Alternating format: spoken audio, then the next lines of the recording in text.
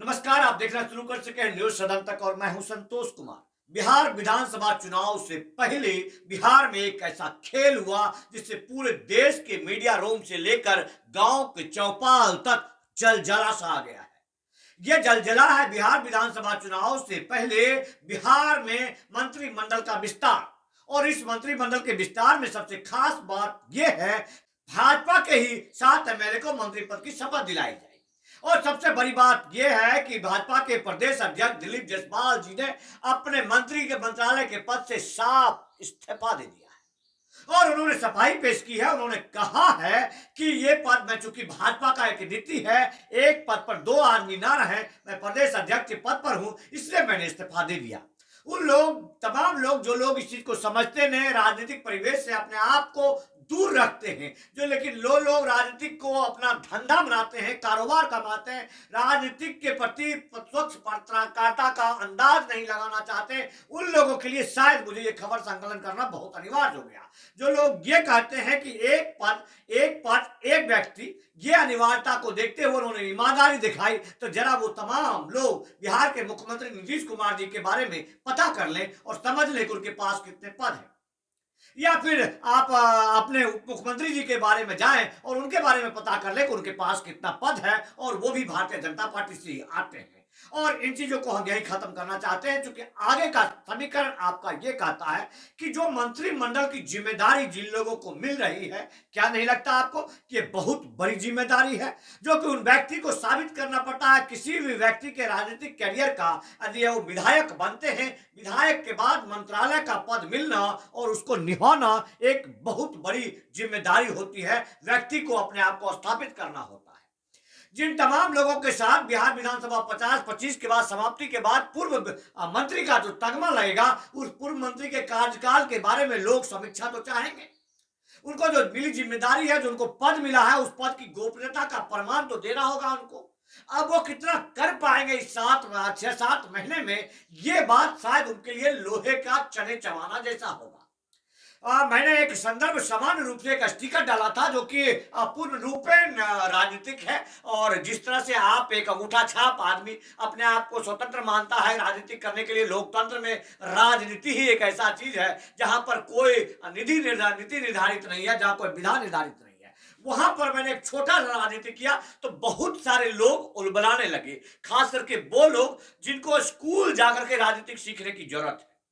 उनको राजनीतिक स्कूल जाकर सीखने की जरूरत है। क्या नहीं लगता है आपको कि बिहार में एक महागठबंधन और एक है गठबंधन, राष्ट्रीय जनतांत्रिक गठबंधन, जो धूरी साबित होकर रखा है। और इन्हीं के परिदृश्य में, इससे बाहर जो लोग हैं, वो कहीं से भी किसी भी पार्टी संचालन की योग्यता नहीं रखते हैं। अगर वो पार्टी संचालित कर भी रहे हैं तो ठीक वैसे जैसे पुलरल्स नाम की एक पार्टी आई, जिसकी जो नायिका थी, जिसकी जो हीरोइन थी, जो मास्क लगाकर घूमती थी, पुष्पम प्रिया, विलुप्त हो गई। ये उनके योग्यता के बारे में हर युवा उनके दीवाने थे, लाखों के फ्लोर उनको यूं ही मिल गए, लेकिन हुआ क्या उनका?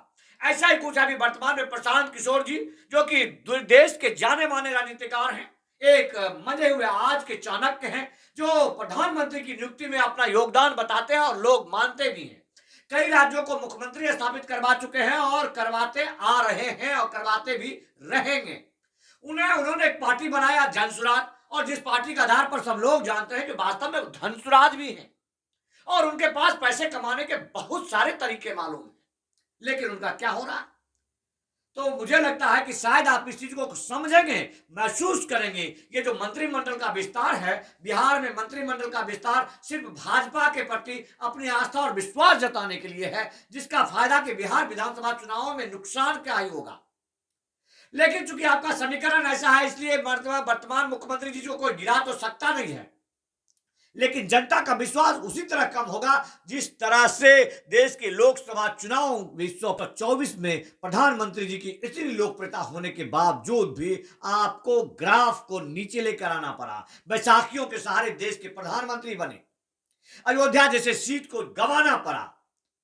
तो राजनीतिक नहीं समझते हैं तो कम से कम खामोशी बनाए रखना आपकी जिम्मेदारी है। खास करके हम बता देते हैं कि वर्तमान में जो 7 जो एमएलए हैं जिनका नाम आ रहा है उनके बारे में आपको जानना समझना बहुत जरूरी है। इसमें सबसे खास है कि एक फायर ब्रांड अपने आप को फायर ब्रांड नेता के रूप में साबित किया हुआ है जीवेश मिश्रा जी, जो जाले से विधायक है और उनको साफ तौर पर अंदेशा लगाया जा रहा है कि उनका पूर्णरूपेण नाम तय है कि उनको मंत्री पद की जिम्मेदारी मिलेगी, उनको मंत्रालय मिलेगा और बिहार कैबिनेट में वो शामिल होंगे और मंत्री पद की जिम्मेदारी लेगी। दूसरा नाम एक आता है राजू सिंह, साहेबगंज से विधायक है राजू सिंह वीआईपी से विधायक हुआ करते थे और वीआईपी के बाद ये भाजपा में आए और भाजपा में अब ये राजपूत समाज से आते हैं। क्योंकि यहाँ पर हम लोग नहीं चाहते हैं कि जातिगत बात हो, लेकिन आप लोग बिना जातिगत समीकरण की बात ही नहीं करना चाहते हैं। इस मंत्रिमंडल में जो 7 नाम शामिल हुए हैं उनमें उन वर्गों जिनका वोट प्रतिशत की आवश्यकता है और जो लोग की वर्तमान में भाजपा सरकार पर या फिर यूं कहें कि नीतीश बाबू के कैबिनेट पर भी सवाल उठाते हैं कि ये इन जातियों को कमजोर और इन जातियों से इनको बैर उठाना पड़ेगा, इन जातियों से नुकसान खाना पड़ेगा, तो उन जातियों को अच्छी तरह से उनका ख्याल रखा गया है। भूमिहार जाति से आने वाले जो मंत्री हैं वो हैं जाले से अपने बाप के बारे में बोल रहा था साला, ये परचून का दुकान साला खोल के बांध दिया, अपने बाप के बारे में बोल रहा था। ये कहते हैं कि आप ऐसा चिट्ठा खोले साला डिग्री फर्जी है, हमारे कुछ नहीं है। वैश्य समाज के इसका तो वैसा उड़ेंगे अब साले को खोल करके। अब क्या बोले भैया, मेरे अगर गाली दिया तो उसका भरपाई करने के लिए अगर मंत्रालय से हो रहा है और हम ऐसा कर लिखते हैं कि उन्होंने नाराज होकर के मंत्री पद से इस्तीफा दिया, तो कौन सी बड़ी बात है?